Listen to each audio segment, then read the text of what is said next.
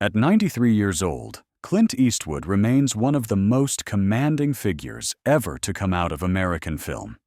His journey began far from the bright lights of Hollywood.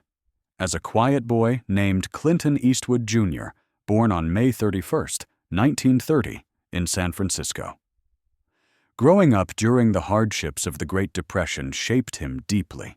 His parents, Clinton Sr. and Margaret Ruth, did everything they could to give their children stability, but it was a time when work was scarce, money was thin, and young Clint learned early that life demanded toughness.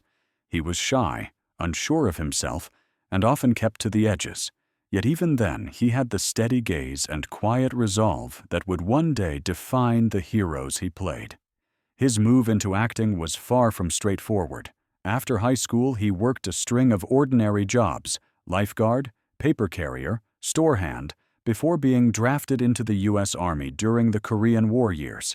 He never saw combat, but the discipline of service carved even more stillness and focus into him. When he returned to civilian life, he began pursuing acting seriously, taking classes, going to countless auditions, and landing small roles that slowly built momentum. His first true breakthrough arrived with Rawhide from 1959 to 1965. As Rowdy Yates, Eastwood didn't start out as the star, but audiences immediately noticed him. The posture, the simmering energy, the understated strength. It was clear something rare was forming. International fame followed in the 1960s, when Italian director Sergio Leone cast him in A Fistful of Dollars for a Few Dollars More, and The Good, the Bad, and the Ugly. These spaghetti westerns rewrote the genre.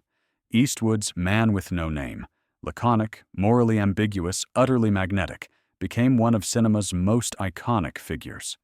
What few people expected was that Eastwood would evolve into one of Hollywood's most respected directors. His debut, Play Misty for Me, in 1971, revealed a filmmaker with a sharp sense of rhythm and character. Over the next 5 decades, he delivered masterworks like Unforgiven, $1 Million Baby, Gran Torino, and American Sniper, earning multiple Oscars and redefining what modern American cinema could be.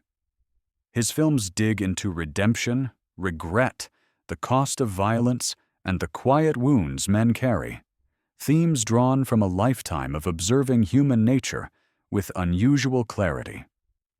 Eastwood's personal life has been wide-ranging, complicated, and often public. He has had long marriages, high-profile romances, private relationships, and 8 known children whose lives reflect different chapters of his extraordinary journey. Yet through every shift, he has remained independent, pragmatic, and intensely disciplined, qualities that have kept him steady in a world that rarely rewards restraint. So when Clint Eastwood is asked which actor he respects above all others, it carries real weight. His answer is immediate: Lee Van Cleef. Eastwood's admiration for Van Cleef runs deep. He praises him as a performer who understood presence better than almost anyone, a man who could command a scene with the tilt of his head or a measured glance. Van Cleef, often cast as a villain, possessed a refined, razor-sharp intensity. Eastwood has said that watching him work was like watching a master craftsman, precise, economical, never wasting a movement or a moment. He didn't need big speeches, Eastwood once explained. Lee could create tension just by standing there. That's real acting.